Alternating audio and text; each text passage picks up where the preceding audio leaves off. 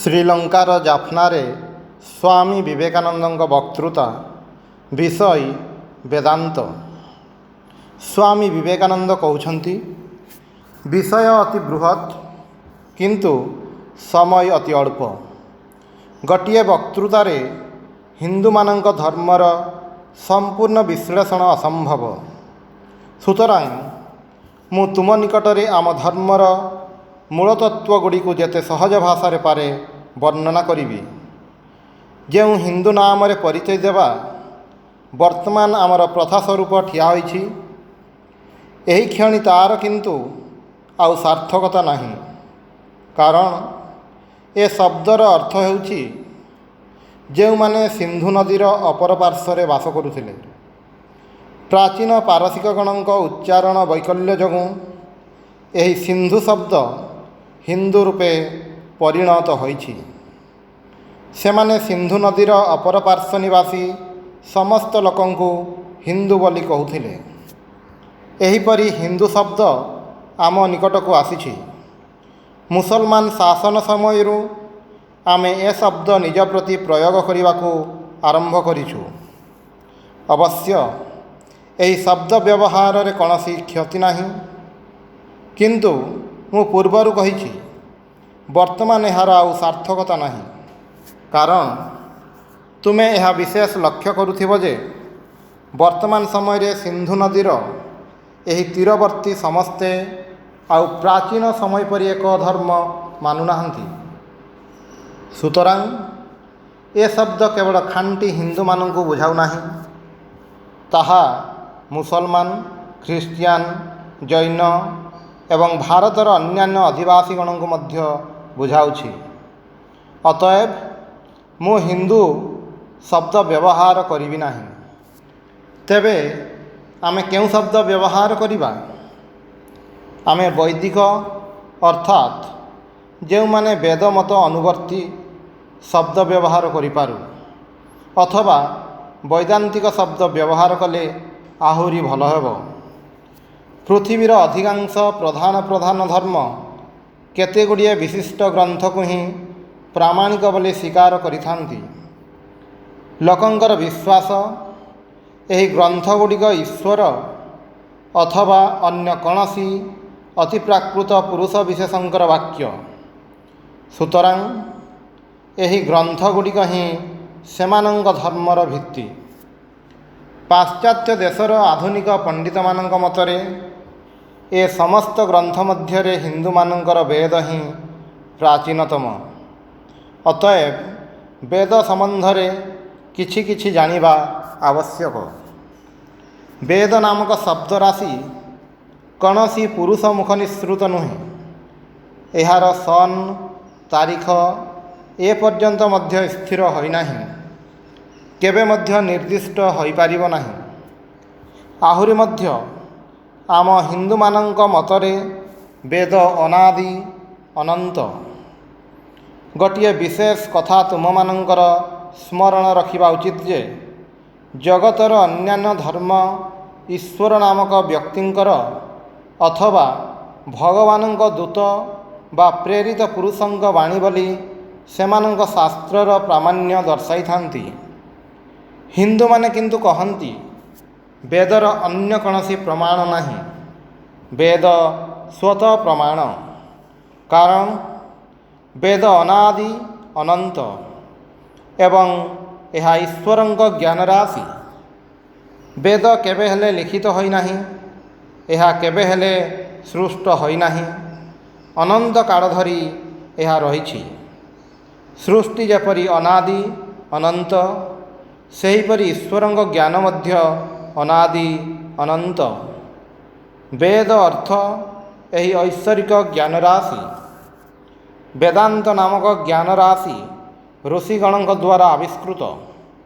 ଋଷି ଶବ୍ଦର ଅର୍ଥ ମନ୍ତ୍ରଦ୍ରଷ୍ଟା। ସେ ପୂର୍ବରୁ ବିଦ୍ୟମାନ ଜ୍ଞାନକୁ ପ୍ରତ୍ୟକ୍ଷ କରିଛନ୍ତି, ମାତ୍ର ସେହି ଜ୍ଞାନ ଅଭାବ ରାଶି ସେମାନଙ୍କ ନିଜର ଚିନ୍ତା ପ୍ରସୂତ ନୁହେଁ।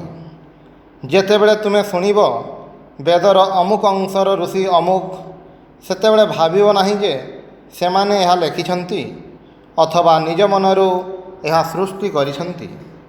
ସେମାନେ ପୂର୍ବରୁ ଅବସ୍ଥିତ ଭାବରାଶିର ଦ୍ରଷ୍ଟା ମାତ୍ର। ସେହି ଭାବରାଶି ଅନନ୍ତ କାଳରୁ ଏ ଜଗତରେ ବିଦ୍ୟମାନ ଥିଲା। ଋଷି ଏହା ଆବିଷ୍କାର କରିଥିଲେ ମାତ୍ର। ଋଷିଗଣ ଆଧ୍ୟାତ୍ମିକ ଆବିଷ୍କର୍ତ୍ତା। ବେଦ ନାମକ ଗ୍ରନ୍ଥରାଶି ମୁଖ୍ୟତଃ ଦୁଇ ଭାଗରେ ବିଭକ୍ତ, କର୍ମକାଣ୍ଡ ଓ ଜ୍ଞାନକାଣ୍ଡ। କର୍ମକାଣ୍ଡ ମଧ୍ୟରେ ନାନାବିଧ ଯାଗ ଯଜ୍ଞର କଥା ରହିଛି। ସେଥିରୁ ଅଧିକାଂଶ ବର୍ତ୍ତମାନ ଯୁଗର ଅନୁପଯୋଗୀ ବୋଲି ପରିତ୍ୟକ୍ତ ହୋଇଛି ଏବଂ କେତେଗୁଡ଼ିଏ ଏବେ ମଧ୍ୟ କୌଣସି ନା କୌଣସି ଆକାରରେ ବିଦ୍ୟମାନ। କର୍ମକାଣ୍ଡର ପ୍ରଧାନ ବିଷୟଗୁଡ଼ିକ ଯଥା ସାଧାରଣ ମାନବର କର୍ତ୍ତବ୍ୟ, ବ୍ରହ୍ମଚାରୀ, ଗୃହୀ, ବାନପ୍ରସ୍ଥୀ ଓ ସନ୍ନ୍ୟାସୀ, ଏହି ସମସ୍ତ ବିଭିନ୍ନ ଆଶ୍ରମୀର ବିଭିନ୍ନ କର୍ତ୍ତବ୍ୟ ଏପର୍ଯ୍ୟନ୍ତ ସୁଦ୍ଧା ଅଳ୍ପ ବହୁତ ଅନୁସୃତ ହୋଇ ଆସୁଛି। ଦ୍ୱିତୀୟ ଭାଗ ଅର୍ଥାତ୍ ଜ୍ଞାନକାଣ୍ଡ ଆମ ଧର୍ମର ଆଧ୍ୟାତ୍ମିକ ଅଂଶ। ତାହାର ନାମ ବେଦାନ୍ତ ଅର୍ଥାତ୍ ବେଦର ଶେଷ ଭାଗ, ବେଦର ଚରମ ଲକ୍ଷ୍ୟ। ବେଦ ଜ୍ଞାନର ଏହି ସାର ଭାଗର ନାମ ବେଦାନ୍ତ ବା ଉପନିଷଦ। ଆଉ ଭାରତର ସମସ୍ତ ସମ୍ପ୍ରଦାୟ ଦ୍ୱୈତବାଦୀ, ବିଶିଷ୍ଟ ଅଦ୍ୱୈତବାଦୀ, ଅଦ୍ୱୈତବାଦୀ ଅଥବା ସୌର, ଶାକ୍ତ, ଗାଣପତ୍ୟ, ଶୈବ ଓ ବୈଷ୍ଣବ ଯେ କେହି ହିନ୍ଦୁ ଧର୍ମର ଅନ୍ତର୍ଭୁକ୍ତ ହୋଇ ରହିବାକୁ ଚାହେଁ ତାକୁ ବେଦର ଏହି ଉପନିଷଦ ଭାଗ ମାନି ଚଳିବାକୁ ହେବ। ସେମାନେ ଉପନିଷଦକୁ ନିଜ ନିଜର ରୁଚି ଅନୁଯାୟୀ ବ୍ୟାଖ୍ୟା କରିପାରନ୍ତି, କିନ୍ତୁ ସେମାନଙ୍କୁ ତାହାର ପ୍ରାମାଣ୍ୟ ସ୍ୱୀକାର କରିବାକୁ ହିଁ ହେବ। ଏହି କାରଣରୁ ଆମେ ହିନ୍ଦୁ ଶବ୍ଦ ପରିବର୍ତ୍ତେ ବୈଦାନ୍ତିକ ଶବ୍ଦ ବ୍ୟବହାର କରିବାକୁ ଚାହୁଁ। ଭାରତର ସମସ୍ତ ପ୍ରାଚୀନପନ୍ଥୀ ଦାର୍ଶନିକମାନଙ୍କୁ ବେଦାନ୍ତର ପ୍ରାମାଣ୍ୟ ସ୍ୱୀକାର କରିବାକୁ ହୋଇଛି। ପୁଣି ଆଜିକାଲି ଭାରତରେ ହିନ୍ଦୁ ଧର୍ମର ଯେତେ ଶାଖା ପ୍ରଶାଖା ଅଛି, ସେମାନଙ୍କ ମଧ୍ୟରୁ କେତେଗୁଡ଼ିଏ ଯେତେ ବିସଦୃଶ୍ୟ ବୋଧ ହେଉନା କାହିଁକି, ସେଗୁଡ଼ିକର ଉଦ୍ଦେଶ୍ୟ ଯେତେ ଜଟିଳ ବୋଧ ହେଉନା କାହିଁକି, ଯିଏ ଉତ୍ତମ ରୂପେ ସେଗୁଡ଼ିକୁ ଆଲୋଚନା କରିବେ ସେ ବୁଝିପାରିବେ ଉପନିଷଦରୁ ହିଁ ସେଗୁଡ଼ିକର ଭାବରାଶି ଗୃହୀତ ହୋଇଛି। ଏହି ସମସ୍ତ ଉପନିଷଦର ଭାବ ଆମ ଜାତିର ମଜ୍ଜାରେ ଏତେ ଦୂର ପ୍ରବିଷ୍ଟ ହୋଇଛି ଯେ ଯେଉଁମାନେ ହିନ୍ଦୁ ଧର୍ମର ଖୁବ୍ ଅମାର୍ଜିତ ଶାଖାବିଶେଷର ମଧ୍ୟ ରୂପକ ତତ୍ତ୍ୱ ଆଲୋଚନା କରିବେ, ସେମାନେ ସମୟ ସମୟରେ ଦେଖି ଆଶ୍ଚର୍ଯ୍ୟ ହେବେ ଯେ ଉପନିଷଦରେ ରୂପକ ଭାବରେ ବର୍ଣ୍ଣିତ ତତ୍ତ୍ୱ ଦୃଷ୍ଟାନ୍ତ ରୂପରେ ପରିଣତ ହୋଇ ଏ ସମସ୍ତ ଧର୍ମରେ ସ୍ଥାନ ଲାଭ କରିଛି। ଉପନିଷଦର ସୂକ୍ଷ୍ମ ଆଧ୍ୟାତ୍ମିକ ଓ ଦାର୍ଶନିକ ରୂପକଗୁଡ଼ିକ ଆଜିକାଲି ସ୍ଥୂଳ ଭାବରେ ପରିଣତ ହୋଇ ଆମମାନଙ୍କ ଗୃହରେ ପୂଜାର ବସ୍ତୁ ହୋଇ ରହିଛି। ଅତଏବ ଆମର ଯେତେ ପ୍ରକାର ପୂଜାର ଯନ୍ତ୍ର ପ୍ରତିମା ଆଦି ଅଛି ସବୁ ବେଦାନ୍ତରୁ ଆସିଛି। କାରଣ ବେଦାନ୍ତରେ ଏଗୁଡ଼ିକ ରୂପକ ଭାବରେ ବ୍ୟବହୃତ ହୋଇଛି। କ୍ରମଶଃ ଏହି ଭାବ ସମୂହ ଜାତିର ମର୍ମସ୍ଥଳରେ ପ୍ରବେଶ କରି ପରିଶେଷରେ ପ୍ରତୀକ ରୂପରେ ଦୈନନ୍ଦିନ ଜୀବନର ଅଙ୍ଗୀଭୂତ ହୋଇପଡ଼ିଛି। ବେଦାନ୍ତ ପରେ ହିଁ ସ୍ମୃତିର ପ୍ରାମାଣ୍ୟ। ଏଗୁଡ଼ିକ ଋଷି ଲିଖିତ ଗ୍ରନ୍ଥ, କିନ୍ତୁ ଏଗୁଡ଼ିକର ପ୍ରାମାଣ୍ୟ ବେଦାନ୍ତର ଅଧୀନ। କାରଣ ଅନ୍ୟାନ୍ୟ ଧର୍ମାବଲମ୍ବୀମାନଙ୍କ ପକ୍ଷରେ ସେମାନଙ୍କ ଧର୍ମଗ୍ରନ୍ଥ ଯେପରି, ଆମମାନଙ୍କ ପକ୍ଷରେ ସ୍ମୃତି ମଧ୍ୟ ସେହିପରି। ଆମେ ସ୍ୱୀକାର କରିଥାଉ ଯେ ବିଶେଷ ଋଷିମୁନି ଏହି ସମସ୍ତ ସ୍ମୃତିର ପ୍ରଣୟନ କରିଛନ୍ତି। ଏହି ଦୃଷ୍ଟିରୁ ଅନ୍ୟାନ୍ୟ ଧର୍ମରେ ଶାସ୍ତ୍ର ସମୂହର ପ୍ରାମାଣ୍ୟ ଯେପରି, ସ୍ମୃତିର ପ୍ରାମାଣ୍ୟ ମଧ୍ୟ ସେହିପରି। ତେବେ ସ୍ମୃତି ଆମର ଚରମ ପ୍ରମାଣ ନୁହେଁ। ସ୍ମୃତିର କୌଣସି ଅଂଶ ଯଦି ବେଦାନ୍ତର ବିରୋଧ ହୁଏ ତେବେ ତାହା ପରିତ୍ୟାଗ କରିବାକୁ ହେବ। ତାହାର କୌଣସି ପ୍ରାମାଣ୍ୟ ରହିବ ନାହିଁ। ପୁଣି ସେହି ସମସ୍ତ ସ୍ମୃତି ଯୁଗେ ଯୁଗେ ବିଭିନ୍ନ। ଆମେ ଶାସ୍ତ୍ରରେ ପାଠ କରୁ ସତ୍ୟଯୁଗରେ ଏହି ସ୍ମୃତିର ପ୍ରାମାଣ୍ୟ। ତ୍ରେତା, ଦ୍ୱାପର, କଳି ପ୍ରତ୍ୟେକ ଯୁଗରେ ପୁଣି ଅନ୍ୟାନ୍ୟ ସ୍ମୃତିର ପ୍ରାମାଣ୍ୟ। ଦେଶ, କାଳ ଓ ପାତ୍ରର ପରିବର୍ତ୍ତନ ଅନୁସାରେ ଆଚାର ପ୍ରଭୃତିର ପରିବର୍ତ୍ତନ ହୋଇଛି ଏବଂ ସ୍ମୃତି ପ୍ରଧାନତଃ ଏହି ଆଚାରର ନିୟାମକ ବୋଲି ସମୟେ ସମୟେ ଏହାର ମଧ୍ୟ ପରିବର୍ତ୍ତନ ଆବଶ୍ୟକ ହୋଇଛି। ମୁଁ ଏହି ବିଷୟଟି ତୁମମାନଙ୍କୁ ବିଶେଷ ଭାବରେ ସ୍ମରଣ ରଖିବାକୁ କହୁଛି। ବେଦାନ୍ତରେ ଧର୍ମର ଯେଉଁ ମୂଳତତ୍ତ୍ୱ ଗୁଡ଼ିକ ବ୍ୟାଖ୍ୟାତ ହୋଇଛି ତାହା ଅପରିବର୍ତ୍ତନୀୟ। କାହିଁକି? କାରଣ ସେହିଗୁଡ଼ିକ ମାନବ ଓ ପ୍ରକୃତି ମଧ୍ୟରେ ଯେଉଁ ଅପରିବର୍ତ୍ତନୀୟ ତତ୍ତ୍ୱ ସମୂହ ରହିଛି ତାହାରି ଉପରେ ପ୍ରତିଷ୍ଠିତ। ସେଗୁଡ଼ିକର କଦାପି ପରିବର୍ତ୍ତନ ହୋଇପାରିବ ନାହିଁ। ଆତ୍ମା, ସ୍ୱର୍ଗ ଗମନ ପ୍ରଭୃତିର ଭାବ କଦାପି ପରିବର୍ତ୍ତିତ ହୋଇପାରିବ ନାହିଁ। ସହସ୍ର ବର୍ଷ ପୂର୍ବେ ସେହି ସମସ୍ତ ତତ୍ତ୍ୱ ସମ୍ବନ୍ଧରେ ଯେଉଁ ଧାରଣା ଥିଲା ଏବେ ମଧ୍ୟ ତାହା ହିଁ ରହିଛି। ଲକ୍ଷ ଲକ୍ଷ ବର୍ଷ ପରେ ମଧ୍ୟ ତାହା ହିଁ ରହିବ। କିନ୍ତୁ ଯେଉଁ ସବୁ ଧର୍ମକାର୍ଯ୍ୟ ଆମମାନଙ୍କ ସାମାଜିକ ଅବସ୍ଥା ଓ ସମ୍ବନ୍ଧ ଉପରେ ନିର୍ଭର କରେ, ସମାଜର ପରିବର୍ତ୍ତନ ସଙ୍ଗେ ସଙ୍ଗେ ସେଗୁଡ଼ିକ ମଧ୍ୟ ପରିବର୍ତ୍ତିତ ହୋଇଯିବ। ସୁତରାଂ ସମୟ ବିଶେଷରେ କୌଣସି ବିଶେଷ ବିଧି ହିଁ ସତ୍ୟ ଓ ଫଳପ୍ରଦ ହେବ, ଅନ୍ୟ ସମୟରେ ନୁହେଁ। ତେଣୁ ଆମେ ଦେଖିବାକୁ ପାଉ କୌଣସି ସମୟରେ କୌଣସି ଖାଦ୍ୟ ବିଶେଷର ବିଧାନ ରହିଛି, ଅନ୍ୟ ସମୟରେ ପୁଣି ନିଷିଦ୍ଧ। ସେହି ଖାଦ୍ୟ ସେହି ସମୟ ବିଶେଷର ଉପଯୋଗୀ ଥିଲା, କିନ୍ତୁ ଋତୁ ପରିବର୍ତ୍ତନ ଓ ଅନ୍ୟାନ୍ୟ କାରଣରୁ ତାହା ଅନ୍ୟ ସମୟରେ ଅନୁପଯୋଗୀ ହୋଇଯିବାରୁ ସ୍ମୃତି ସେହି ଖାଦ୍ୟ ବ୍ୟବହାର ନିଷେଧ କରିଛି। ଏହି କାରଣରୁ ସ୍ୱଭାବତଃ ଏହା ପ୍ରତୀତ ହେଉଛି ଯେ ଯଦି ବର୍ତ୍ତମାନ ସମୟରେ ଆମ ସମାଜର କୌଣସି ପରିବର୍ତ୍ତନ ଆବଶ୍ୟକ ହୁଏ, ତେବେ ସେହି ପରିବର୍ତ୍ତନ ଅବଶ୍ୟ ସାଧନ କରିବାକୁ ହେବ। କିପରି ସେହି ସମସ୍ତ ପରିବର୍ତ୍ତନ ସାଧନ କରିବାକୁ ହେବ, ଋଷିମାନେ ଆସି ତାହା ଦେଖାଇଦେବେ। ଆମ ଧର୍ମର ମୂଳ ସତ୍ୟଗୁଡ଼ିକ ବିନ୍ଦୁମାତ୍ର ପରିବର୍ତ୍ତିତ ହେବ ନାହିଁ, ସେ ସମସ୍ତ ସମଭାବରେ ରହିବ। ତାପରେ ପୁରାଣ। ପୁରାଣ ପଞ୍ଚଲକ୍ଷଣାନ୍ୱିତ।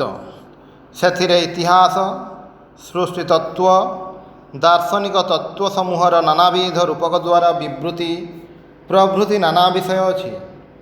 ବୈଦିକ ଧର୍ମ ସର୍ବସାଧାରଣରେ ପ୍ରଚାର କରିବା ପାଇଁ ପୁରାଣ ଲିଖିତ ହୋଇଛି। ବେଦ ଯେଉଁ ଭାଷାରେ ଲିଖିତ ତାହା ଅତି ପ୍ରାଚୀନ। ପଣ୍ଡିତମାନଙ୍କ ମଧ୍ୟରୁ ଅତି ଅଳ୍ପ ସଂଖ୍ୟକ ହିଁ ଏହି ସମସ୍ତ ଗ୍ରନ୍ଥର ସମୟ ନିରୂପଣ କରିବାରେ ସମର୍ଥ। ପୁରାଣ ସେ ସମୟର ଲୋକଙ୍କ ଭାଷାରେ ଲିଖିତ। ତାହାକୁ ଆଧୁନିକ ସଂସ୍କୃତ ବୋଲି କହନ୍ତି। ସେଗୁଡ଼ିକ ପଣ୍ଡିତମାନଙ୍କ ପାଇଁ ନୁହେଁ, ସାଧାରଣ ଲୋକଙ୍କ ପାଇଁ।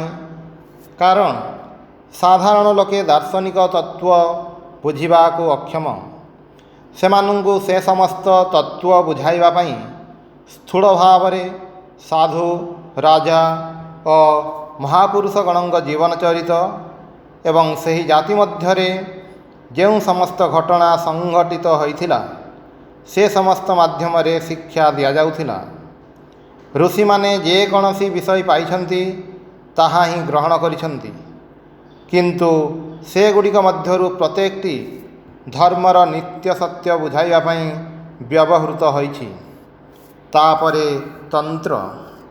ଏଗୁଡ଼ିକ କେତେକ କେତେକ ବିଷୟରେ ପ୍ରାୟ ପୁରାଣ ପରି ଏବଂ ସେଥିମଧ୍ୟରୁ କେତେଗୁଡ଼ିଏ ପୁଣି କର୍ମକାଣ୍ଡର ଅନ୍ତର୍ଗତ ପ୍ରାଚୀନ ଯାଗଯଜ୍ଞକୁ ପୁନଃ ପ୍ରତିଷ୍ଠିତ କରିବା ପାଇଁ ଉଦ୍ଦିଷ୍ଟ। ଏହି ସମସ୍ତ ହିନ୍ଦୁମାନଙ୍କର ଶାସ୍ତ୍ର। ଯେଉଁ ଜାତି ମଧ୍ୟରେ ଏତେ ଅଧିକ ପରିମାଣରେ ଧର୍ମଶାସ୍ତ୍ର ରହିଛି, ଯେଉଁ ଜାତି ଅଗଣିତ ବର୍ଷ ଧରି ଦର୍ଶନ ଓ ଧର୍ମର ଚିନ୍ତାରେ ତା'ର ଶକ୍ତିକୁ ନିୟୋଜିତ କରିଛି, ସେହି ଜାତି ମଧ୍ୟରେ ଏତେ ଅଧିକ ସମ୍ପ୍ରଦାୟର ଅଭ୍ୟୁଦୟ ଅତି ସ୍ୱାଭାବିକ। ଆହୁରି ସହସ୍ର ସହସ୍ର ସମ୍ପ୍ରଦାୟର କାହିଁକି ଯେ ଅଭ୍ୟୁଦୟ ନ ହେଲା, ତାହା ହିଁ ଆଶ୍ଚର୍ଯ୍ୟର ବିଷୟ। କୌଣସି କୌଣସି ବିଷୟରେ ଏହି ସମସ୍ତ ସମ୍ପ୍ରଦାୟ ମଧ୍ୟରେ ଅତିଶୟ ବୈଷମ୍ୟ ବିଦ୍ୟମାନ। ସମ୍ପ୍ରଦାୟ ଗୁଡ଼ିକର ଏହି ସମସ୍ତ ବୈଷମ୍ୟ ପୁଙ୍ଖାନୁପୁଙ୍ଖ ଭାବରେ ବୁଝିବା ପାଇଁ ବର୍ତ୍ତମାନ ଆମର ସମୟ ନାହିଁ। ସୁତରାଂ ଯେଉଁ ସକଳ ମତ ଓ ତତ୍ତ୍ୱ ସମୂହରେ ହିନ୍ଦୁ ମାତ୍ରେ ହିଁ ବିଶ୍ୱାସ ରଖିବା ଆବଶ୍ୟକ, ସମ୍ପ୍ରଦାୟ ଗୁଡ଼ିକର ସେହି ସାଧାରଣ ତତ୍ତ୍ୱଗୁଡ଼ିକ ସମ୍ବନ୍ଧରେ ଆମେ ଆଲୋଚନା କରିବା। ପ୍ରଥମତଃ ସୃଷ୍ଟି ତତ୍ତ୍ୱ। ହିନ୍ଦୁମାନଙ୍କର ସବୁ ସମ୍ପ୍ରଦାୟର ଏହି ମତ ଯେ ଏହି ସୃଷ୍ଟି, ଏହି ପ୍ରକୃତି, ଏହି ମାୟା ଅନାଦି ଅନନ୍ତ। ଜଗତ କୌଣସି ବିଶେଷ ଦିନରେ ସୃଷ୍ଟି ହୋଇନାହିଁ। ଜଣେ ଈଶ୍ୱର ଆସି ଜଗତ ସୃଷ୍ଟି କଲେ ତାପରେ ସେ ଶୋଇପଡ଼ିଛନ୍ତି, ଏହା ହୋଇପାରେ ନାହିଁ। ସୃଷ୍ଟିକାରିଣୀ ଶକ୍ତି ଏବେ ମଧ୍ୟ ବିଦ୍ୟମାନ। ଈଶ୍ୱର ଅନନ୍ତ କାଳ ଧରି ସୃଷ୍ଟି କରୁଛନ୍ତି, ସେ କେବେ ହେଲେ ବିଶ୍ରାମ କରନ୍ତି ନାହିଁ। ଗୀତାରେ ଶ୍ରୀକୃଷ୍ଣ କହିଛନ୍ତି, ଯଦି ମୁହୂର୍ତ୍ତେ ମୁଁ କର୍ମ ନ କରିବି ତେବେ ଜଗତ ଧ୍ୱଂସ ପାଇଯିବ।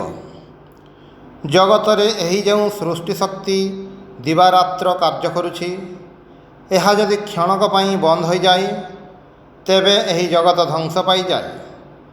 ଏପରି ସମୟ କେବେ ନଥିଲା ଯେତେବେଳେ ସମଗ୍ର ଜଗତରେ ଏହି ଶକ୍ତି କ୍ରିୟାଶୀଳ ନଥିଲା।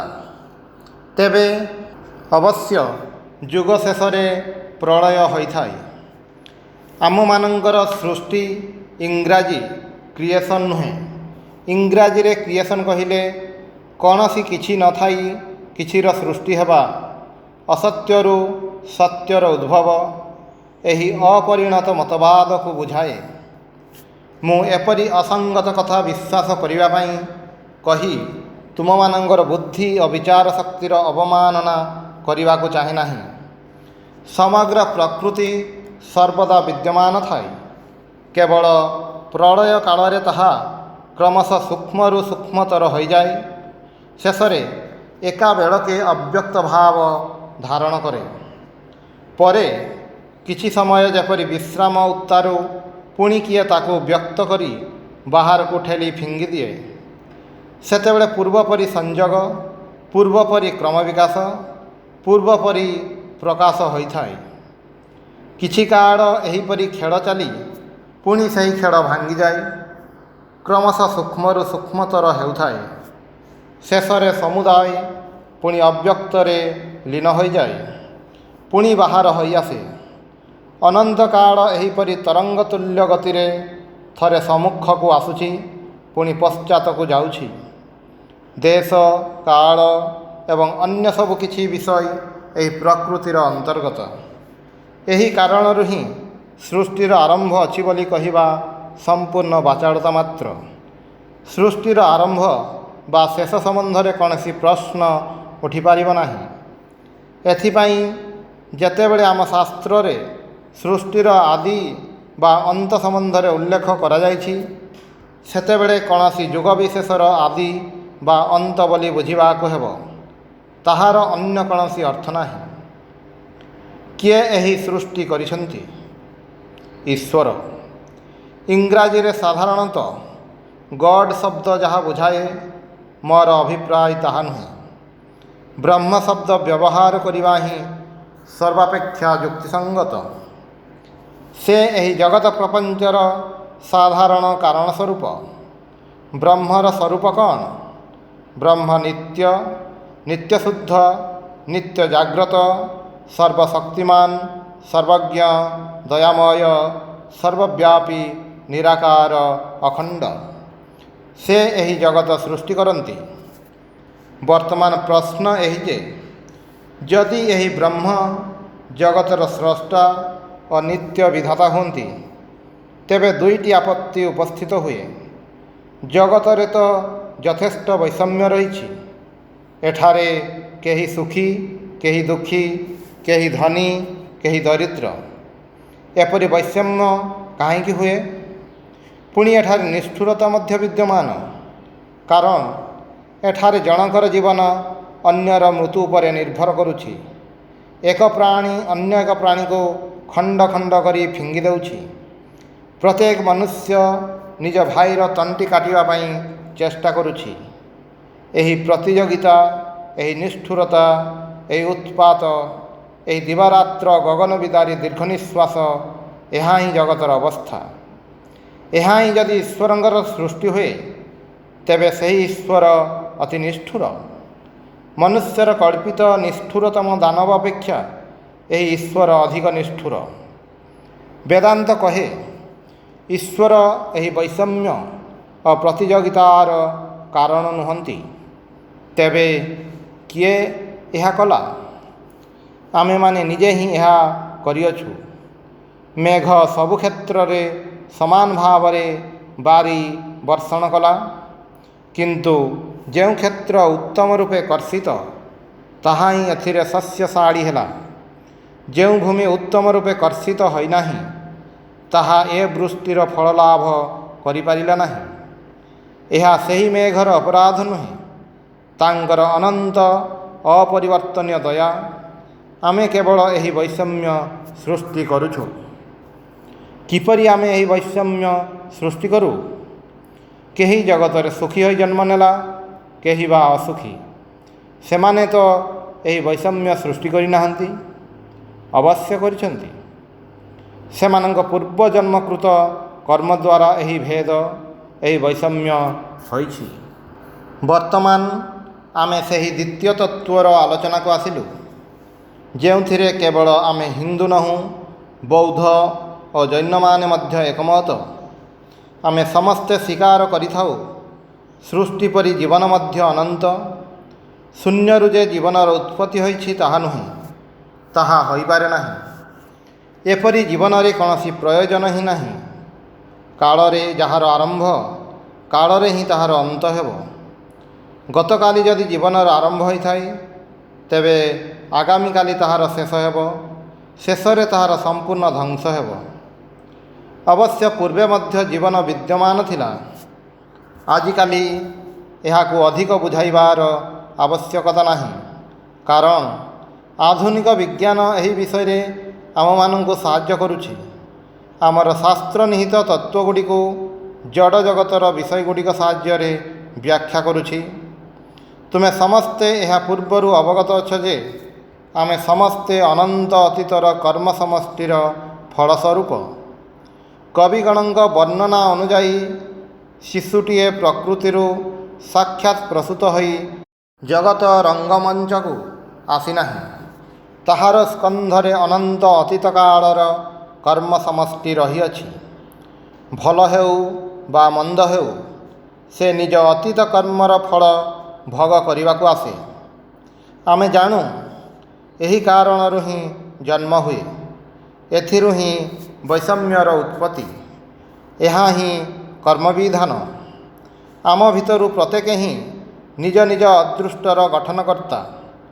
ଏହି ମତବାଦ ଦ୍ୱାରା ଅଦୃଷ୍ଟବାଦ ଖଣ୍ଡିତ ହୁଏ ଏବଂ ଏହା ହିଁ ଈଶ୍ୱରଙ୍କ ବୈଷମ୍ୟ ଓ ନୈର୍ଘୃଣ୍ୟ ଦୋଷ ନିରାକୃତ କରେ। ଆମେ ଯାହା କିଛି ଭୋଗ କରୁ, ତାହା ପାଇଁ ଆମେ ହିଁ ଦାୟୀ, ଅନ୍ୟ କେହି ନୁହେଁ। ଆମେ ହିଁ କାର୍ଯ୍ୟ ଓ ଆମେ ହିଁ କାରଣ ସ୍ୱରୂପ। ସୁତରାଂ ଆମେ ସ୍ୱାଧୀନ। ଯଦି ମୁଁ ଅସୁଖୀ ହୁଏ, ତେବେ ବୁଝିବାକୁ ହେବ, ମୁଁ ହିଁ ନିଜକୁ ଅସୁଖୀ କରିଛି। ଏଥିରୁ ଏହା ମଧ୍ୟ ପ୍ରତୀୟମାନ ହେବ ଯେ ମୁଁ ଯଦି ଇଚ୍ଛା କରେ, ତେବେ ସୁଖୀ ମଧ୍ୟ ହୋଇପାରିବି। ଯଦି ମୁଁ ଅପବିତ୍ର ହୁଏ, ତେବେ ତାହା ମଧ୍ୟ ମୋର ନିଜକୃତ। ସେଥିରୁ ଏହା ମଧ୍ୟ ବୁଝିବାକୁ ହେବ, ମୁଁ ଇଚ୍ଛା କଲେ ପୁଣି ପବିତ୍ର ହୋଇପାରିବି। ଏହିପରି ସମୁଦାୟ ବିଷୟ ବୁଝିବାକୁ ହେବ। ମାନବର ଇଚ୍ଛା କୌଣସି ଘଟଣାଧୀନ ନୁହେଁ।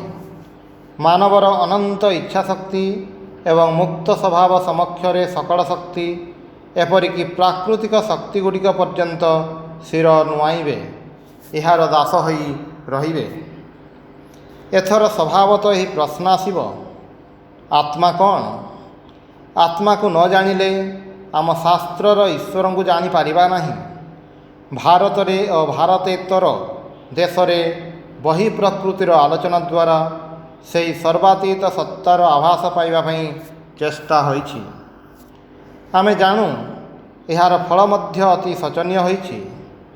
ସେହି ସତ୍ତାର ଆଭାସ ପାଇବା ଦୂରେ ଥାଉ, ଆମେ ଯେତେ ଜଡ଼ ଜଗତକୁ ଆଲୋଚନା କରୁ, ସେତେ ଅଧିକ ଜଡ଼ବାଦୀ ହୋଇଥାଉ।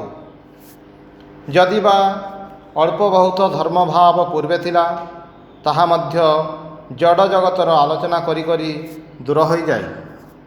ଅତଏବ ଆଧ୍ୟାତ୍ମିକତା ଓ ସେହି ପରମ ପୁରୁଷଙ୍କର ଜ୍ଞାନ ବାହ୍ୟ ଜଗତରୁ ମିଳେ ନାହିଁ।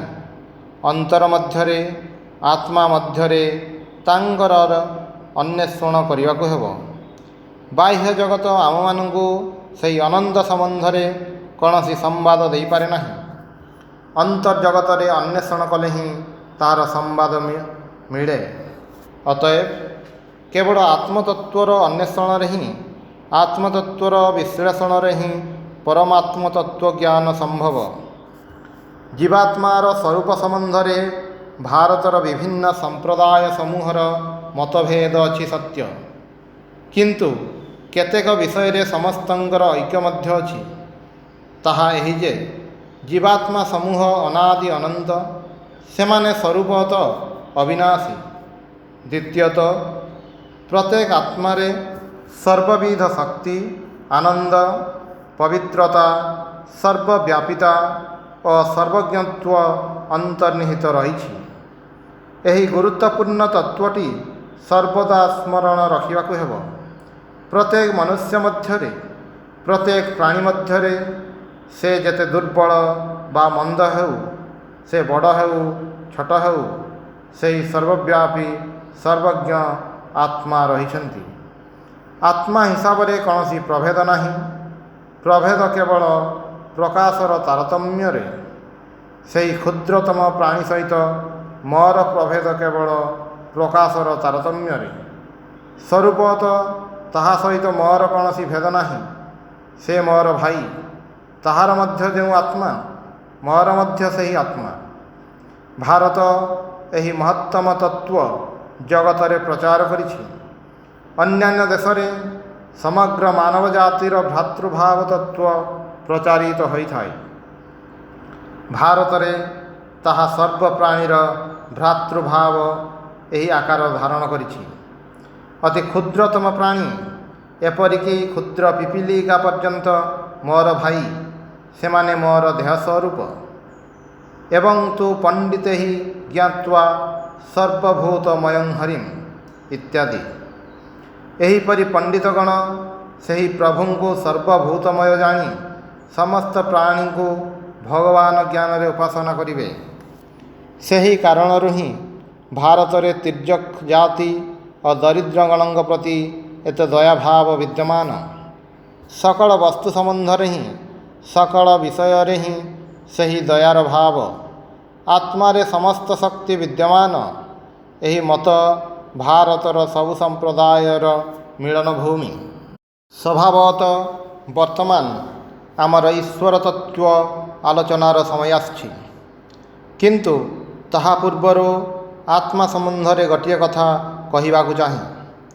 ଯେଉଁମାନେ ଇଂରାଜୀ ଭାଷା ଚର୍ଚ୍ଚା କରନ୍ତି, ସେମାନେ ଅନେକ ସମୟରେ ସୋଲ୍ ଓ ମାଇଣ୍ଡ ଏହି ଦୁଇଟି ଶବ୍ଦକୁ ନେଇ ବଡ଼ ଅଡ଼ୁଆରେ ପଡ଼ିଥାନ୍ତି। ସଂସ୍କୃତ ଆତ୍ମା ଓ ଇଂରାଜୀ ସୋଲ୍ ଶବ୍ଦ ସମ୍ପୂର୍ଣ୍ଣ ଭିନ୍ନ ଅର୍ଥବାଚୀ। ଆମେ ଯାହାକୁ ମନ କହୁ, ପାଶ୍ଚାତ୍ୟବାସୀ ତାହାକୁ ସୋଲ୍ କହନ୍ତି। ପାଶ୍ଚାତ୍ୟ ପ୍ରଦେଶରେ ଆତ୍ମା ସମ୍ବନ୍ଧରେ ଯଥାର୍ଥ ଜ୍ଞାନ କୌଣସି କାଳରେ ନଥିଲା। ପ୍ରାୟ 20 ବର୍ଷ ହେଲା ସଂସ୍କୃତ ଦର୍ଶନଶାସ୍ତ୍ର ସାହାଯ୍ୟରେ ଏହି ଜ୍ଞାନ ପାଶ୍ଚାତ୍ୟ ଦେଶକୁ ଆସିଛି। ଆମର ଏହି ସ୍ଥୂଳ ଶରୀର ରହିଛି, ଏହାର ପଶ୍ଚାତରେ ମନ। କିନ୍ତୁ ମନ ଆତ୍ମା ନୁହେଁ। ତାହା ସୂକ୍ଷ୍ମ ଶରୀର, ସୂକ୍ଷ୍ମ ତନ୍ମାତ୍ରରେ ନିର୍ମିତ। ତାହା ହିଁ ଜନ୍ମ ଜନ୍ମାନ୍ତରରେ ବିଭିନ୍ନ ଶରୀର ଆଶ୍ରୟ କରେ। ତାହାର ପଶ୍ଚାତରେ ସୋଲ୍ ବା ମନୁଷ୍ୟର ଆତ୍ମା ରହିଛି। ଏହି ଆତ୍ମା ଶବ୍ଦ ସୋଲ୍ ବା ମାଇଣ୍ଡ ଶବ୍ଦ ଦ୍ୱାରା ଅନୁଦିତ ହୋଇପାରିବ ନାହିଁ। ସୁତରାଂ ଆମମାନଙ୍କୁ ସଂସ୍କୃତ ଆତ୍ମା ଶବ୍ଦ ଅଥବା ଆଜିକାଲିକାର ପାଶ୍ଚାତ୍ୟ ଦାର୍ଶନିକଗଣଙ୍କ ମତ ଅନୁଯାୟୀ ସେଲ୍ଫ ଶବ୍ଦ ବ୍ୟବହାର କରିବାକୁ ହେବ। ଯେଉଁ ଶବ୍ଦ ଆମେ ବ୍ୟବହାର କରୁନା କାହିଁକି, ଆତ୍ମା ଯେ ମନ ଓ ସ୍ଥୂଳ ଶରୀର ଉଭୟରୁ ପୃଥକ୍, ଏହି ଧାରଣାଟି ମନ ମଧ୍ୟରେ ପରିଷ୍କାର ଭାବରେ ରଖିବାକୁ ହେବ। ପୁଣି ଏହି ଆତ୍ମା ହିଁ ମନ ବା ସୂକ୍ଷ୍ମ ଶରୀରକୁ ସଙ୍ଗରେ ନେଇ ଏକ ଦେହରୁ ଦେହାନ୍ତରକୁ ଗମନ କରେ। ଯେଉଁ ସମୟରେ ତାହା ସର୍ବଜ୍ଞତ୍ୱ ଓ ପୂର୍ଣ୍ଣତ୍ୱ ଲାଭ କରେ, ସେତେବେଳେ ତାହାର ଆଉ ଜନ୍ମ ମୃତ୍ୟୁ ହୁଏ ନାହିଁ। ସେତେବେଳେ ତାହା ମୁକ୍ତ ହୋଇଯାଏ।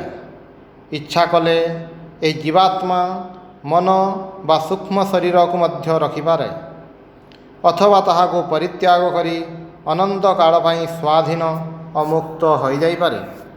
ମୁକ୍ତି ହିଁ ଆତ୍ମାର ଲକ୍ଷ୍ୟ। ଏହା ହିଁ ଆମ ଧର୍ମର ବିଶେଷତ୍ୱ। ଆମ ଧର୍ମରେ ମଧ୍ୟ ସ୍ୱର୍ଗ ନରକ ଅଛି, କିନ୍ତୁ ସେସବୁ ଚିରସ୍ଥାୟୀ ନୁହେଁ। ସ୍ୱର୍ଗ ନରକର ସ୍ୱରୂପ ବିଚାର କଲେ ହିଁ ସହଜରେ ପ୍ରତୀତ ହୁଏ ଯେ ସେସବୁ ଚିରସ୍ଥାୟୀ ହୋଇପାରେ ନାହିଁ। ଯଦି ସ୍ୱର୍ଗ ବୋଲି କିଛି ଥାଏ, ତେବେ ତାହା ଏହି ମର୍ତ୍ତ୍ୟଲୋକର ହିଁ ପୁନରାବୃତ୍ତି ମାତ୍ର ହେବ। ହୁଏତ ଟିକିଏ ବେଶୀ ସୁଖ, ହୁଏତ ସାମାନ୍ୟ ଅଧିକ ଭୋଗ, ବରଂ ତଦ୍ଦ୍ୱାରା ଆହୁରି ମନ୍ଦ ହିଁ ହେବ। ଏହିପରି ସ୍ୱର୍ଗ ଅନେକ। ଯେଉଁମାନେ ଫଳ ଆକାଂକ୍ଷା ସହିତ ଇହଲୋକରେ କୌଣସି ସତ୍କର୍ମ କରନ୍ତି, ସେମାନେ ମୃତ୍ୟୁ ପରେ ଏହିପରି କୌଣସି ସ୍ୱର୍ଗରେ ଇନ୍ଦ୍ରାଦି ଦେବତା ହୋଇ ଜନ୍ମ ଗ୍ରହଣ କରନ୍ତି। ଏହି ଦେବତ୍ୱ ବିଶେଷ ବିଶେଷ ପଦମାତ୍ର। ଏହି ଦେବତାମାନେ ମଧ୍ୟ ଏକ ସମୟରେ ମନୁଷ୍ୟ ଥିଲେ। ସତ୍କର୍ମ ଫଳରୁ ଏମାନଙ୍କର ଦେବତ୍ୱ ପ୍ରାପ୍ତି ହୋଇଛି। ଇନ୍ଦ୍ର, ବରୁଣ ଆଦି ନାମ କୌଣସି ଦେବ ବିଶେଷଙ୍କର ନୁହେଁ। ସହସ୍ର ସହସ୍ର ଇନ୍ଦ୍ର ହେବେ। ରାଜା ନହୁଷ ମୃତ୍ୟୁ ପରେ ଇନ୍ଦ୍ରତ୍ୱ ଲାଭ କରିଥିଲେ। ଇନ୍ଦ୍ରତ୍ୱ ପଦମାତ୍ର। କୌଣସି ବ୍ୟକ୍ତି ସତ୍କର୍ମ ଫଳରୁ ଉନ୍ନତ ହୋଇ ଇନ୍ଦ୍ରତ୍ୱ ଲାଭ କଲେ, କିଛି ଦିନ ସେହି ପଦରେ ପ୍ରତିଷ୍ଠିତ ରହିଲେ, ପୁଣି ସେହି ଦେବଦେହ ତ୍ୟାଗ କରି ପୁନରାୟ ମନୁଷ୍ୟ ଜନ୍ମ ଲାଭ କଲେ। ମନୁଷ୍ୟ ଜନ୍ମ ହିଁ ସର୍ବଶ୍ରେଷ୍ଠ ଜନ୍ମ।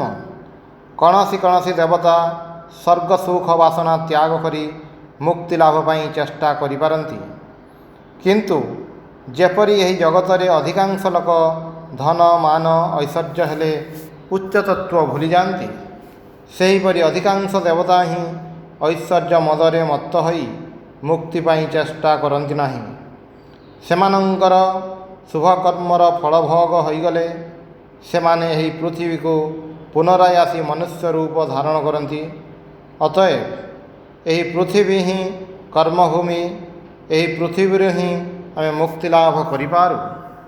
ସୁତରାଂ ଏହି ସମସ୍ତ ସ୍ୱର୍ଗରେ ଆମର ବିଶେଷ ପ୍ରୟୋଜନ ନାହିଁ। ତେବେ କେଉଁ ବସ୍ତୁ ଲାଭ ପାଇଁ ଆମର ଚେଷ୍ଟା କରିବା ଉଚିତ? ମୁକ୍ତି। ଆମ ଶାସ୍ତ୍ର କହେ, ଶ୍ରେଷ୍ଠତମ ସ୍ୱର୍ଗରେ ମଧ୍ୟ ତୁମେ ପ୍ରକୃତିର ଦାସ ମାତ୍ର। 20,000 ବର୍ଷ କାଳ ତୁମେ ରାଜତ୍ୱ ଭୋଗ କଲ, ସେଥିରେ ବା କ'ଣ ହେଲା? ଯେତେ ଦିନ ତୁମ ଶରୀର ଥିବ, ସେତେ ଦିନ ତୁମେ ସୁଖର ଦାସ ମାତ୍ର। ଯେତେ ଦିନ ଦେଶ କାଳ ତୁମ ଉପରେ କାର୍ଯ୍ୟ କରୁଛି, ସେତେ ଦିନ ତୁମେ କ୍ରୀତଦାସ ମାତ୍ର। ଏହି କାରଣରୁ ହିଁ ଆମମାନଙ୍କୁ ବହି ପ୍ରକୃତି ଓ ଅନ୍ତ ପ୍ରକୃତି ଉଭୟକୁ ଜୟ କରିବାକୁ ହେବ। ପ୍ରକୃତି ଯେପରି ତୁମ ପାଦ ତଳେ ରହେ, ପ୍ରକୃତିକୁ ପଦଦଳିତ କରି ତାହାକୁ ଅତିକ୍ରମ କରି ତୁମକୁ ସ୍ୱାଧୀନ ଓ ମୁକ୍ତ ଭାବରେ ନିଜ ମହିମାରେ ପ୍ରତିଷ୍ଠିତ ହେବାକୁ ପଡ଼ିବ। ସେତେବେଳେ ତୁମେ ଜନ୍ମର ଅତୀତ ହେଲ। ସୁତରାଂ ତୁମେ ମୃତ୍ୟୁରୁ ପାର ପାଇଲ। ଯେତେବେଳେ ତୁମର ସୁଖ ଚାଲିଗଲା, ତୁମେ ସେତେବେଳେ ଦୁଃଖର ମଧ୍ୟ ଅତୀତ ହୋଇଗଲ। ସେତିକି ବେଳେ ହିଁ ତୁମେ ସର୍ବାତୀତ, ଅବ୍ୟକ୍ତ, ଅବିନାଶୀ ଆନନ୍ଦର ଅଧିକାରୀ ହେଲ। ଆମେ ଯାହାକୁ ଏଠାରେ ସୁଖ ଓ କଲ୍ୟାଣ ବୋଲି କହୁ, ତାହା ସେହି ଅନନ୍ତ ଆନନ୍ଦର ଏକ କଣିକା ମାତ୍ର। ସେହି ଅନନ୍ତ ଆନନ୍ଦ ହିଁ ଆମମାନଙ୍କର ଲକ୍ଷ୍ୟ। ଆତ୍ମା ଯେପରି ଅନନ୍ତ ଆନନ୍ଦ ସ୍ୱରୂପ, ତାହା ସେହିପରି ଲିଙ୍ଗ ବର୍ଜିତ ମଧ୍ୟ। ଆତ୍ମାରେ ନରନାରୀ ଭେଦ ନାହିଁ, କେବଳ ଦେହ ସମ୍ବନ୍ଧରେ ହିଁ ନରନାରୀ ଭେଦ ରହିଛି। ଅତଏବ ଆତ୍ମା ଉପରେ ସ୍ତ୍ରୀ ପୁରୁଷ ଭେଦ ଆରୋପ କରିବା ଭ୍ରମ ମାତ୍ର। ଶରୀର ସମ୍ବନ୍ଧରେ ହିଁ ତାହା ସତ୍ୟ। ଆତ୍ମା ସମ୍ବନ୍ଧରେ କୌଣସି ପ୍ରକାରେ ବୟସ ମଧ୍ୟ ନିର୍ଦ୍ଦିଷ୍ଟ ହୋଇପାରେ ନାହିଁ। ସେହି ପ୍ରାଚୀନ ପୁରୁଷ ସର୍ବଦା ହିଁ ଏକ ରୂପ। କିପରି ଏହି ଆତ୍ମା ବୋଧ ହେଲା? ଏକମାତ୍ର ଆମ ଶାସ୍ତ୍ର ହିଁ ସେହି ପ୍ରଶ୍ନର ଉତ୍ତର ଦେଇଥାଏ। ଅଜ୍ଞାନ ହିଁ ବନ୍ଧନର କାରଣ। ଆମେ ଅଜ୍ଞାନରେ ହିଁ ବଦ୍ଧ ହୋଇଛୁ। ଜ୍ଞାନ ଉଦୟରେ ହିଁ ତାହା ନାଶ ହେବ। ଜ୍ଞାନ ହିଁ ଆମମାନଙ୍କୁ ଏହି ଅଜ୍ଞାନର ଅପର ପାର୍ଶ୍ୱକୁ ନେଇଯିବ। ଏହି ଜ୍ଞାନ ଲାଭର ଉପାୟ କ'ଣ? ଭକ୍ତିପୂର୍ବକ ଈଶ୍ୱର ଉପାସନା ଏବଂ ସର୍ବଭୂତକୁ ଭଗବାନଙ୍କର ମନ୍ଦିର ଜ୍ଞାନ କରି ସର୍ବଭୂତଙ୍କ ପ୍ରତି ପ୍ରେମ ଭାବ ଜାଗ୍ରତ ହେଲେ ସେହି ଜ୍ଞାନ ଲାଭ ହୁଏ। ଈଶ୍ୱରଙ୍କ ପ୍ରତି ପରମ ଅନୁରକ୍ତି ବଳରେ ଜ୍ଞାନର ଉଦୟ ହେବ। ସକଳ ବନ୍ଧନ ଛିଣ୍ଡିଯିବ ଓ ଆତ୍ମା ମୁକ୍ତି ଲାଭ କରିବ। ଆମ ଶାସ୍ତ୍ରରେ ଈଶ୍ୱରଙ୍କର ଦ୍ୱିବିଧ ସ୍ୱରୂପର ବିଷୟ ଉଲ୍ଲିଖିତ ହୋଇଛି, ସଗୁଣ ଓ ନିର୍ଗୁଣ। ସଗୁଣ ଈଶ୍ୱର ଅର୍ଥ ସର୍ବବ୍ୟାପୀ, ଜଗତର ସୃଷ୍ଟି ସ୍ଥିତି ଓ ପ୍ରଳୟର କର୍ତ୍ତା, ଜଗତର ଶାଶ୍ୱତ ଜନକ ଜନନୀ। ତାଙ୍କ ସହିତ ଆମର ନିତ୍ୟଭେଦ। ମୁକ୍ତି ଅର୍ଥ ତାଙ୍କର ସମୀପ୍ୟ ଓ ସାଲୋକ୍ୟ ପ୍ରାପ୍ତି। ନିର୍ଗୁଣ ବ୍ରହ୍ମଙ୍କ ବର୍ଣ୍ଣନାରେ ତାଙ୍କ ପ୍ରତି ସଚରାଚର ପ୍ରଯୁକ୍ତ ସର୍ବପ୍ରକାର ବିଶେଷଣ ଅନାବଶ୍ୟକ ଓ ଅଯୌକ୍ତିକ ବୋଲି ପରିତ୍ୟକ୍ତ ହୋଇଛି। ସେହି ନିର୍ଗୁଣ ସର୍ବବ୍ୟାପୀ ପୁରୁଷଙ୍କୁ ଜ୍ଞାନବାନ କୁହାଯାଇପାରିବ ନାହିଁ, କାରଣ ଜ୍ଞାନ ମନର ଧର୍ମ। ତାଙ୍କୁ ଚିନ୍ତାଶୀଳ କୁହାଯାଇପାରିବ ନାହିଁ, କାରଣ ଚିନ୍ତା ସସୀମ ଜୀବର ଜ୍ଞାନ ଲାଭର ଉପାୟ ମାତ୍ର। ତାଙ୍କୁ ବିଚାରପରାୟଣ କୁହାଯାଇପାରିବ ନାହିଁ, କାରଣ ବିଚାର ମଧ୍ୟ ସସୀମତା ଦୁର୍ବଳତାର ଚିହ୍ନ ସ୍ୱରୂପ। ତାଙ୍କୁ ସୃଷ୍ଟିକର୍ତ୍ତା କୁହାଯାଇପାରିବ ନାହିଁ, କାରଣ ଆବଦ୍ଧ ଭିନ୍ନ ମୁକ୍ତ ପୁରୁଷର ସୃଷ୍ଟିରେ ପ୍ରବୃତ୍ତି ହୁଏ ନାହିଁ। ତାଙ୍କର ପୁଣି ବନ୍ଧନ କ'ଣ? ପ୍ରୟୋଜନ ଭିନ୍ନ କେହି କୌଣସି କାର୍ଯ୍ୟ କରେ ନାହିଁ। ତାଙ୍କର ପୁଣି ପ୍ରୟୋଜନ କ'ଣ? ଅଭାବ ନଥିଲେ କେହି କୌଣସି କାର୍ଯ୍ୟ କରେ ନାହିଁ। ତାଙ୍କର ପୁଣି ଅଭାବ କ'ଣ? ବେଦରେ ତାଙ୍କ ପ୍ରତି ସ୍ୱଶବ୍ଦ ପ୍ରଯୁକ୍ତ ହୁଏ ନାହିଁ। ସ୍ୱଶବ୍ଦ ଦ୍ୱାରା ନିର୍ଦ୍ଦିଷ୍ଟ ନ ହୋଇ ନିର୍ଗୁଣ ଭାବ ବୁଝାଇବା ପାଇଁ ତତ୍ ଶବ୍ଦ ଦ୍ୱାରା ତାଙ୍କର ନିର୍ଦ୍ଦେଶ କରାଯାଇଛି। ସ ଶବ୍ଦ ଦ୍ୱାରା ନିର୍ଦ୍ଦିଷ୍ଟ ହେଲେ ବ୍ୟକ୍ତି ବିଶେଷକୁ ବୁଝାନ୍ତା। ସେଥିରେ ଜୀବଜଗତ ଠାରୁ ତାଙ୍କର ସମ୍ପୂର୍ଣ୍ଣ ପାର୍ଥକ୍ୟ ସୂଚିତ ହୁଅନ୍ତା। ନିର୍ଗୁଣବାଚକ ତତ୍ ଶବ୍ଦର ପ୍ରୟୋଗ କରାହୋଇଛି। ତତ୍ ଶବ୍ଦବାଚ୍ୟ ନିର୍ଗୁଣ ବ୍ରହ୍ମ ପ୍ରଚାରିତ ହୋଇଛି। ଏହାକୁ ହିଁ ଅଦ୍ୱୈତବାଦ କହନ୍ତି। ଏହି ନୈବ୍ୟକ୍ତିକ ସତ୍ତା ସହିତ ଆମର କି ସମ୍ବନ୍ଧ? ତାଙ୍କଠାରୁ ଆମେ ଅଭିନ୍ନ। ଆମେମାନେ ପ୍ରତ୍ୟେକେ ସେହି ସର୍ବପ୍ରାଣୀର ମୂଳ କାରଣ ସ୍ୱରୂପ ନିର୍ଗୁଣ ସତ୍ତାର ବିଭିନ୍ନ ବିକାଶ ମାତ୍ର। ଯେତେବେଳେ ଆମେମାନେ ଏହି ଅନନ୍ତ ନିର୍ଗୁଣ ସତ୍ତାଠାରୁ ନିଜକୁ ପୃଥକ୍ ଭାବୁ, ସେତିକିବେଳେ ହିଁ ଆମମାନଙ୍କ ଦୁଃଖର ଉତ୍ପତ୍ତି। ଆଉ ଏହି ଅନିର୍ବାଚନୀୟ ନିର୍ଗୁଣ ସତ୍ତା ସହିତ ଆମମାନଙ୍କର ଅଭେଦ ଜ୍ଞାନ ହିଁ ମୁକ୍ତି। ସଂକ୍ଷେପତଃ ଆମ ଶାସ୍ତ୍ରରେ ଆମେ ଈଶ୍ୱରଙ୍କର ଏହି ଦ୍ୱିବିଧ ଭାବର ଉଲ୍ଲେଖ ଦେଖିବାକୁ ପାଉ। ଏଠାରେ ଏହା କହିବା ଆବଶ୍ୟକ ଯେ ନିର୍ଗୁଣ ବ୍ରହ୍ମବାଦ ହିଁ ସବୁ ପ୍ରକାର ନୀତିବିଜ୍ଞାନର ଭିତ୍ତି। ଅତି ପ୍ରାଚୀନ କାଳରୁ ପ୍ରତ୍ୟେକ ଜାତି ମଧ୍ୟରେ ଏହି ସତ୍ୟ ପ୍ରଚାରିତ ହୋଇଛି। ସମସ୍ତଙ୍କୁ ନିଜ ପରି ଭଲ ପାଇବ। ଭାରତବର୍ଷରେ ପୁଣି ମନୁଷ୍ୟ ଓ ଇତର ପ୍ରାଣୀ ମଧ୍ୟରେ କୌଣସି ପ୍ରଭେଦ କରାହୁଏ ନାହିଁ। ପ୍ରାଣୀ ନିର୍ବିଶେଷରେ ସମସ୍ତଙ୍କୁ ହିଁ ଆତ୍ମତୁଲ୍ୟ ପ୍ରୀତି କରିବା ପାଇଁ ଉପଦେଶ ଦିଆହୋଇଛି। କିନ୍ତୁ ଅପର ପ୍ରାଣୀବର୍ଗଙ୍କୁ ଆତ୍ମତୁଲ୍ୟ ଭଲ ପାଇଲେ କାହିଁକି କଲ୍ୟାଣ ହେବ, ତାହାର କାରଣ କେହି ନିର୍ଦ୍ଦେଶ କରିନାହାନ୍ତି। ଏକମାତ୍ର ନିର୍ଗୁଣ ବ୍ରହ୍ମବାଦ ହିଁ ଏହାର କାରଣ ନିର୍ଦ୍ଦେଶ କରିବା ପାଇଁ ସମର୍ଥ। ଯେତେବେଳେ ତୁମେ ସମୁଦାୟ ବ୍ରହ୍ମାଣ୍ଡକୁ ଏକ ଅଖଣ୍ଡ ସ୍ୱରୂପ ବୋଲି ଜାଣିବ, ଯେତେବେଳେ ତୁମେ ଜାଣିବ ଅନ୍ୟକୁ ଭଲ ପାଇଲେ ନିଜକୁ ହିଁ ଭଲ ପାଇଲ, ଅନ୍ୟର କ୍ଷତି କଲେ ନିଜର ହିଁ କ୍ଷତି କରାଗଲା, ସେତିକିବେଳେ ଆମେମାନେ ବୁଝିବା ଅନ୍ୟର ଅନିଷ୍ଟ କରିବା କାହିଁକି ଉଚିତ ନୁହେଁ। ସୁତରାଂ ଏହି ନିର୍ଗୁଣ ବ୍ରହ୍ମବାଦରୁ ହିଁ ନୀତିବିଜ୍ଞାନର ମୂଳତତ୍ତ୍ୱର ଯୁକ୍ତି ମିଳେ। ଅଦ୍ୱୈତବାଦ କଥା କହିବାକୁ ଯାଇ ଆହୁରି ଅନେକ କଥା ଆସିଯାଏ। ସଗୁଣ ଈଶ୍ୱରରେ ବିଶ୍ୱାସବାନ ହେଲେ ହୃଦୟରେ କି ଅପୂର୍ବ ପ୍ରେମର ଉଚ୍ଛ୍ୱାସ ଉଠେ ତାହା ମୁଁ ଜାଣେ। ବିଭିନ୍ନ ସମୟର ପ୍ରୟୋଜନ ଅନୁସାରେ ଲୋକ ଉପରେ ଭକ୍ତିର ପ୍ରଭାବ ଓ କାର୍ଯ୍ୟକାରିତାର ବିଷୟ ମୁଁ ସବିଶେଷ ଅବଗତ ଅଛି। କିନ୍ତୁ ଆମ ଦେଶରେ ଏବେ ଆଉ କାନ୍ଦିବାର ସମୟ ନାହିଁ। ବର୍ତ୍ତମାନ କିଛି ବୀର୍ଯ୍ୟର ଆବଶ୍ୟକତା ଆସିଯାଇଛି। ଏହି ନିର୍ଗୁଣ ବ୍ରହ୍ମରେ ବିଶ୍ୱାସ ରହିଲେ ସବୁ ପ୍ରକାର କୁସଂସ୍କାର ବିବର୍ଜିତ ହୋଇ ମୁଁ ସେହି ନିର୍ଗୁଣ ବ୍ରହ୍ମ ଏହି ଜ୍ଞାନ ସାହାଯ୍ୟରେ ନିଜ ଗୋଡ଼ରେ ନିଜେ ଠିଆ ହେଲେ ହୃଦୟରେ କି ଅପୂର୍ବ ଶକ୍ତିର ବିକାଶ ହୁଏ ତାହା କହିହେବ ନାହିଁ। ଭୟ, କାହାକୁ ଭୟ? ମୁଁ ପ୍ରକୃତିର ନିୟମ ପର୍ଯ୍ୟନ୍ତ ଗ୍ରାହ୍ୟ କରେ ନାହିଁ। ମୃତ୍ୟୁ ମୋ ନିକଟରେ ଉପହାସର ବସ୍ତୁ ମାତ୍ର। ମନୁଷ୍ୟ ନିଜ ଆତ୍ମାର ମହିମାରେ ଅଧିଷ୍ଠିତ। ସେହି ଆତ୍ମା ଅନାଦି, ଅନନ୍ତ ଓ ଅବିନାଶୀ, ଯାହାକୁ କୌଣସି ଅସ୍ତ୍ର ଭେଦ କରିପାରେ ନାହିଁ, ଅଗ୍ନି ଦଗ୍ଧ କରିପାରେ ନାହିଁ, ଜଳ ତରଳାଇ ପାରେ ନାହିଁ, ବାୟୁ ଶୁଷ୍କ କରିପାରେ ନାହିଁ, ଯିଏ ଅନନ୍ତ ଜନ୍ମରହିତ ମୃତ୍ୟୁଶୂନ୍ୟ, ଯାହାର ମହିମା ସମ୍ମୁଖରେ ସୂର୍ଯ୍ୟ ଚନ୍ଦ୍ର ସମୂହ ଏପରିକି ସମଗ୍ର ବ୍ରହ୍ମାଣ୍ଡ ସିନ୍ଧୁରେ ବିନ୍ଦୁତୁଲ୍ୟ ପ୍ରତୀୟମାନ ହୁଏ, ଯାହାର ମହିମା ସମ୍ମୁଖରେ ଦେଶକାଳର ଅସ୍ତିତ୍ୱ ବିଲୀନ ହୋଇଯାଏ। ଆମମାନଙ୍କୁ ଏହି ମହିମାମୟ ଆତ୍ମାରେ ବିଶ୍ୱାସ ରଖିବାକୁ ହେବ, ତେବେ ହିଁ ବୀର୍ଯ୍ୟ ଆସିବ।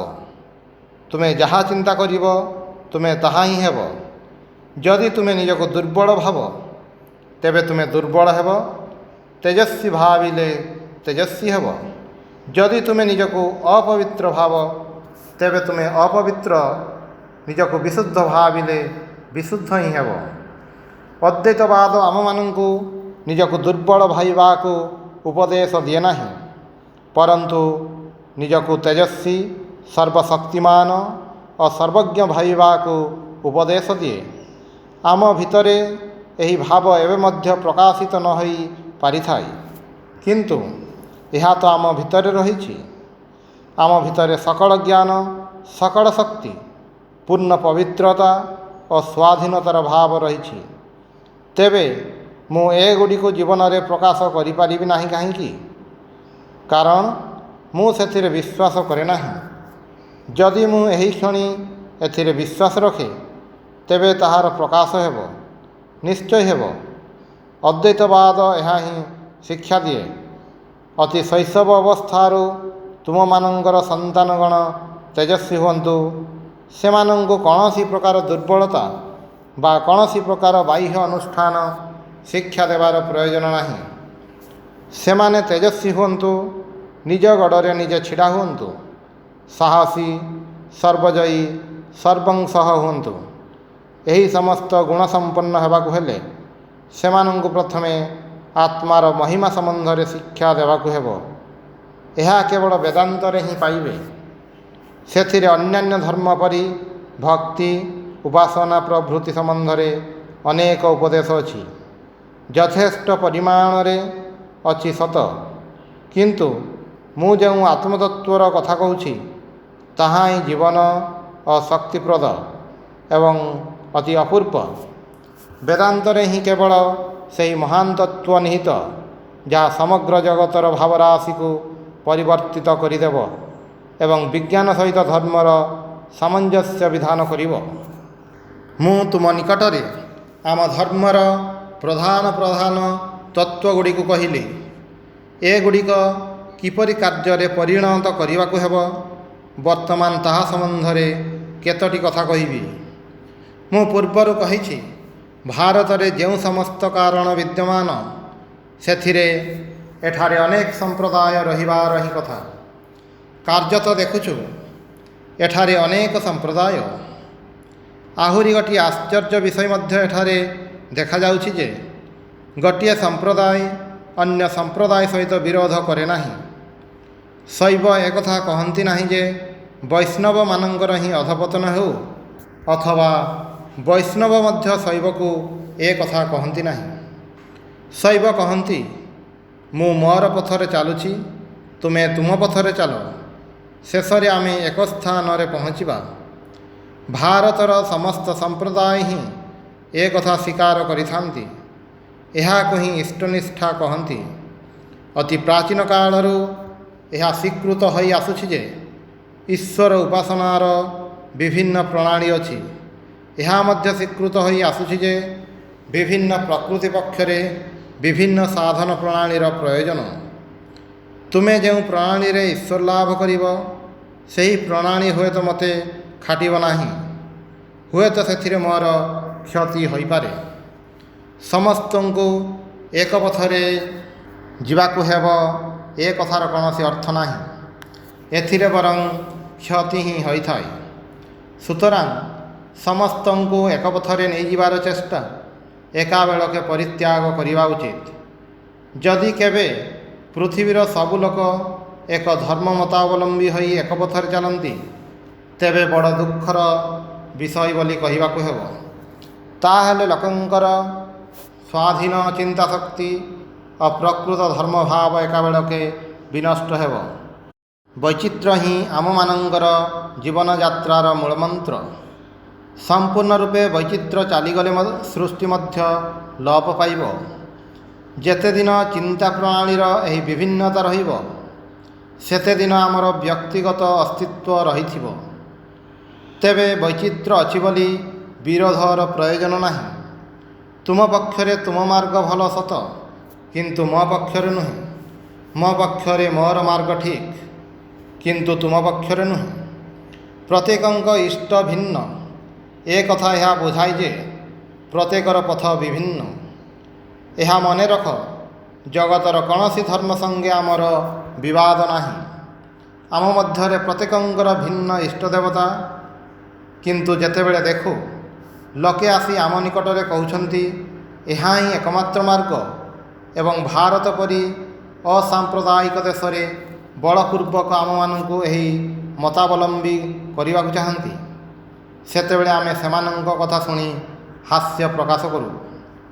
ଯେଉଁମାନେ ଈଶ୍ୱର ଲାଭ ଉଦ୍ଦେଶ୍ୟରେ ଭିନ୍ନ ପଥାବଲମ୍ବୀ ଭାଇମାନଙ୍କର ବିନାଶ ସାଧନ କରିବା ପାଇଁ ଇଚ୍ଛୁକ, ସେମାନଙ୍କ ମୁଖରେ ପ୍ରେମର କଥା ବଡ଼ ଅସଙ୍ଗତ ଓ ଅଶୋଭନୀୟ।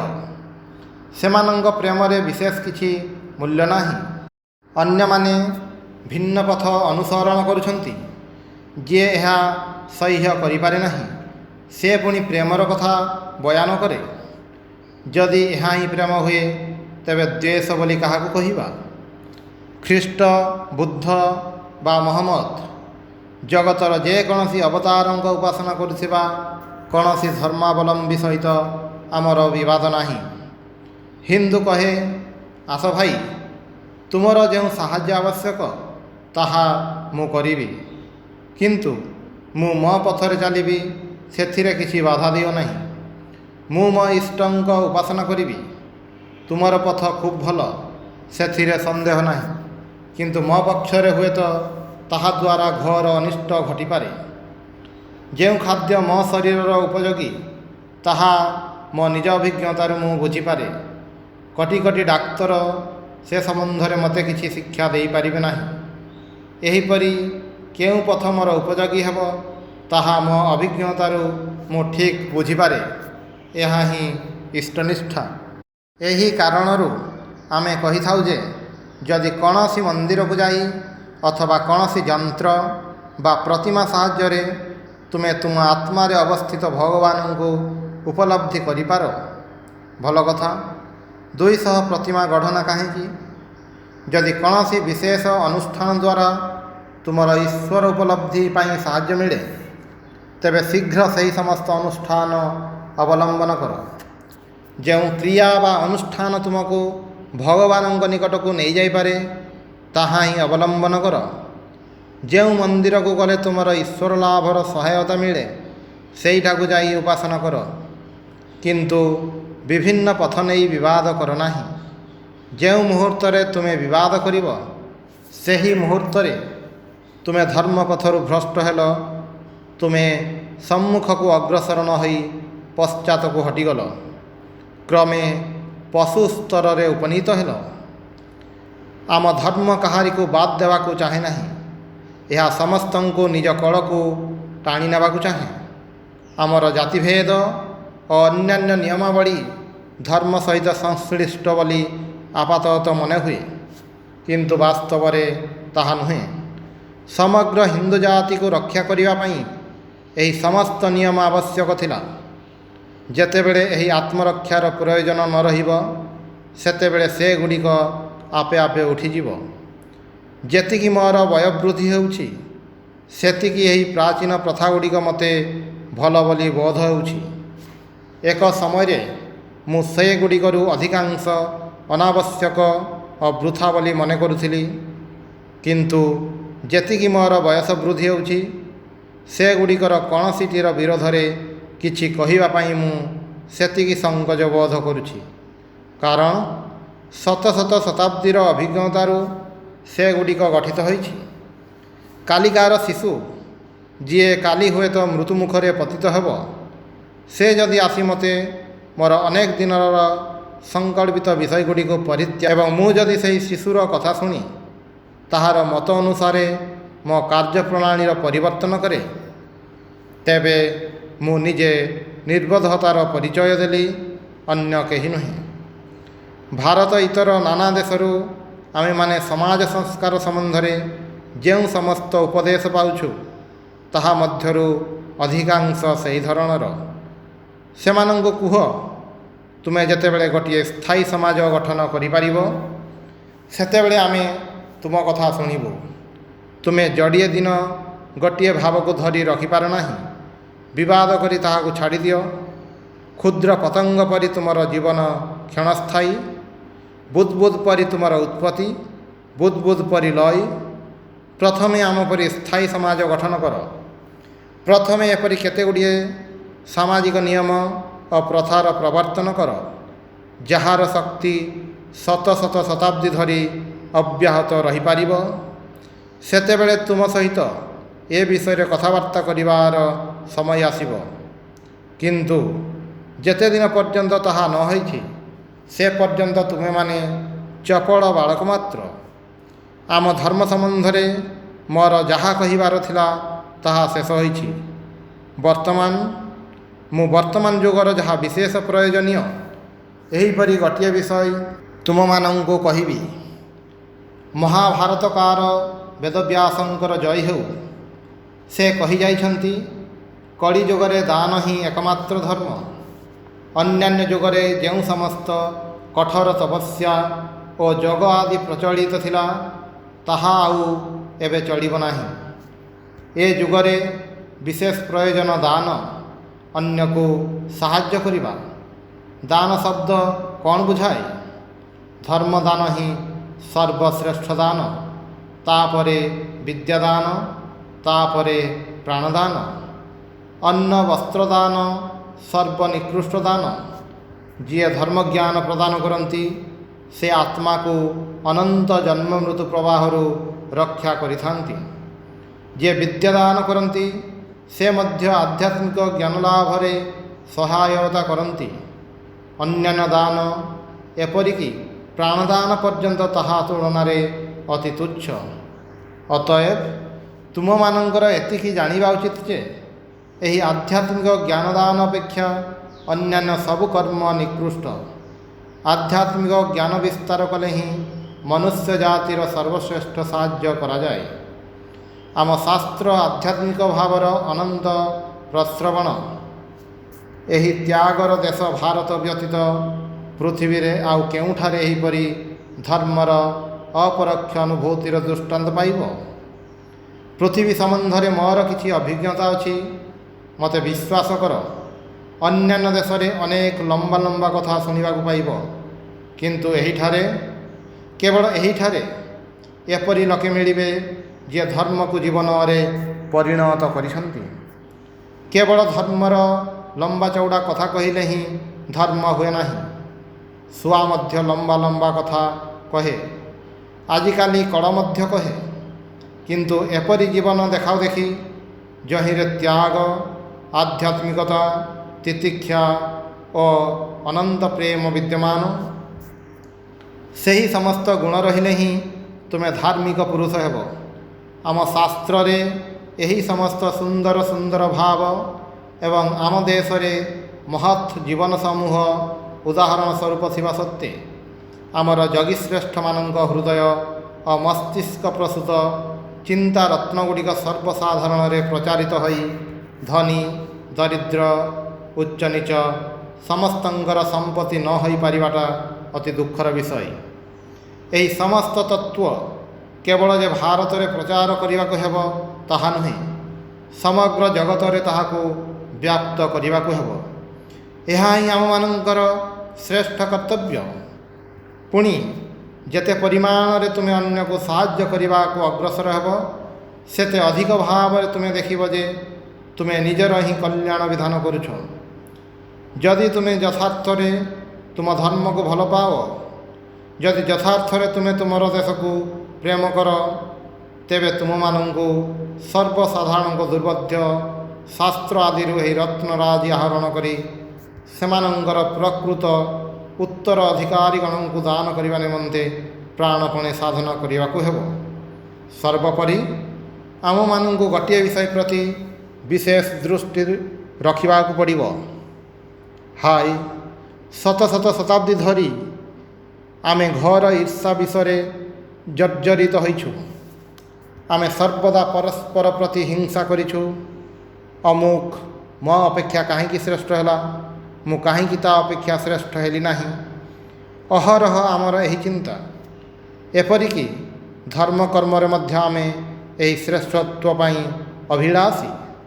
ଆମେ ଏହିପରି ଈର୍ଷାର ଦାସ ହୋଇଛୁ। ଏହା ତ୍ୟାଗ କରିବାକୁ ହେବ। ଯଦି ଭାରତରେ କୌଣସି ପ୍ରବଳ ପାପ ରାଜତ୍ୱ କରୁଥାଏ, ତେବେ ତାହା ଈର୍ଷା ପରାୟଣତା।